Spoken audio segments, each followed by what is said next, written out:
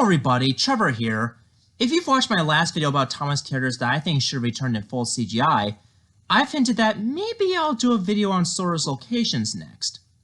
So today, I'm going to make a top 5 locations that should have returned in full CGI a long time ago. I was originally going to make this a top 10, but in order to make this one shorter, I decided to make it a top 5 instead, and besides, I can only think of 5 right now. Now for this list, I'm only going to include Sodor's locations that have been seen in a long time, so that means no locations in other countries like the USA, Mexico, or Japan. Oh, and I'm definitely not going to include Misty Island because we all know how bad it was last time. Now without further ado, let's get started in this brand new adventure. Number 5, the Magic Railroad. Yes, I know I'm going to get a lot of backlash for saying this, but I also don't mind its inclusion on Sam Wilkinson's 2014 Sodor Island map because, as you know, I like Thomas' Magic Railroad despite the confusing story and lack of realism. I also think it would be nice to see Lady again in full CGI. Oh, and did you know that there was originally going to be a sequel to the first Thomas film, but they quietly cancelled it due to the film being a box office failure? Yeah, that's why this gets a low ranking on the list. And according to the 2014 map, the magic buffers are located on the Kirk Ronin branch line along with Diesel 10's Mountain and the Big Dipper Viaduct. Oh, and speaking of which, number 4, the Kirk Ronin branch line. This branch line, in my opinion, is criminally underrated and underused. Not only it has very few known locomotives that work there, but also locations that we haven't seen in years, and that includes the cement works with Fergus. I kind of regret not putting Fergus in the last video because this guy hasn't been seen since Season 7 due to technical difficulties of his model. Also in the Railway series, there were a few box-shaped tank engines who used to work on this line, one of them being Neil. If I wanted this character to be televised, then I think he should be the only surviving engine of the Sodor Mainland Railway. In addition, I would like to see Kirk Ronin's station come back where Gordon got his panoramic view. And furthermore, I would like to see a few more new characters who work on this particular branch line because I don't want Fergus and Neil to be the only ones here. How about an engine who works with Fergus? Or how about an engine that takes passengers from Kelsthorpe Road to Kirk Ronin Station? As a Thomas fanatic myself, I can think of better ideas for stories and characters than what Mattel could ever even hope to. Number 3, the Bluebell branch line. Even though I don't like Rusty to the Rescue as much as the real Stepney story from the Railway series, but one of the interesting things about the Bluebell branch line is the beautiful scenery as well as the standard gauge lines being next to the narrow gauge ones. Another interesting addition was the town of Great Waterton, which was introduced in The Great Discovery. In my opinion, this is one of my favorite locations on Sodor because it was abandoned years ago, and I always have a fascination of lost cities and abandoned landmarks, whether they're old or new. And what's the coolest thing about this town is that it had tramways, and so far, Flora is the only member of that team. As I said in the last video, I kinda wish there were more tram engines in Great Waterton besides her.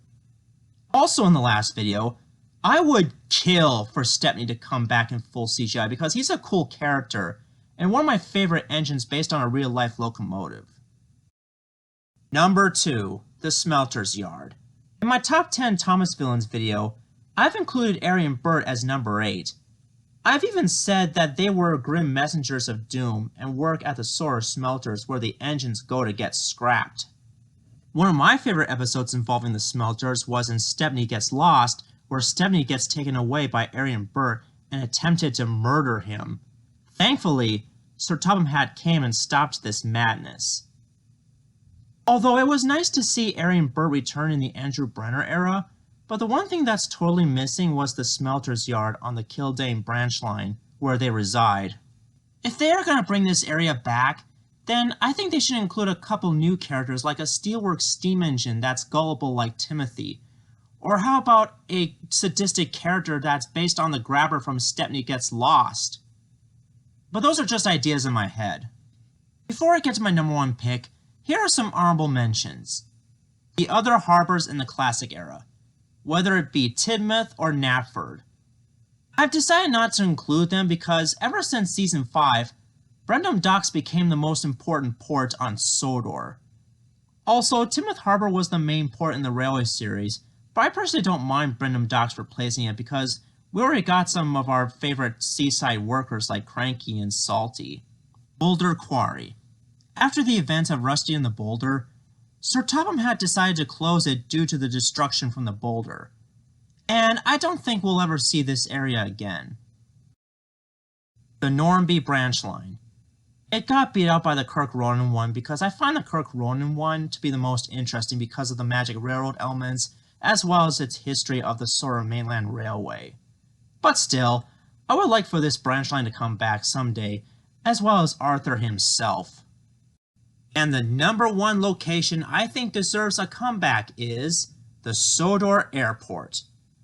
As much as I don't like calling all engines that much, but one of the most interesting things about it is the inclusion of the Sodor Airport because it's one of the most important landmarks on the island of Sodor.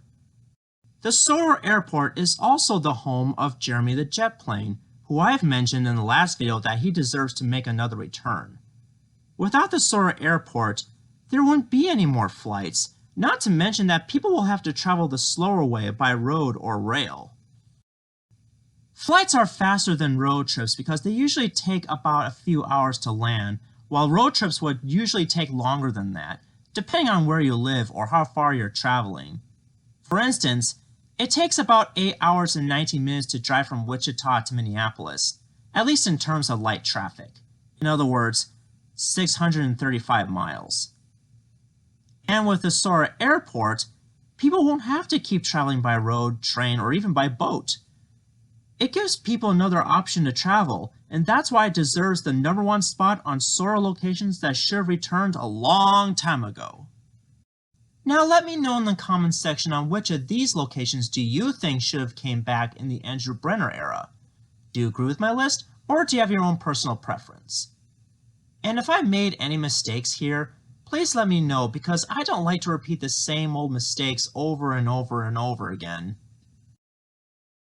Oh, and speaking of mistakes, there's something that I need to get off my chest first before I do another topic on Thomas the Tank Engine.